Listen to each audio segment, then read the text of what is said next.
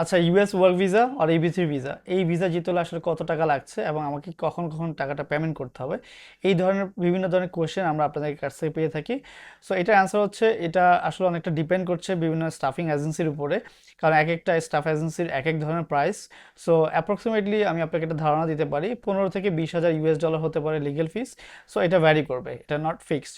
আর এর বাইরে আপনার গভর্নমেন্ট ফিজ আছে। সো গভর্নমেন্ট ফিজটা ডিপেন্ড করবে আপনার উপরে, আপনি কোন সার্ভিসটা নিতে যাচ্ছেন। যদি আপনি রেগুলার প্রসেস নেন তাহলে এক ধরনের চার্জ, প্রিমিয়াম প্রসেসিং গেলে আরেক ধরনের চার্জ।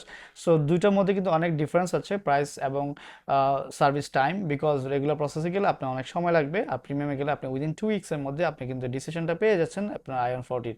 আর এডিশনালি আপনার যে ডিপেন্ডেন্ট আর আপনার ফ্যামিলি স্পাউস থাকবে, তারা তাদের জন্য আপনার আলাদা একটা চার্জ অ্যাড হবে, বাট সেটা খুবই সীমিত।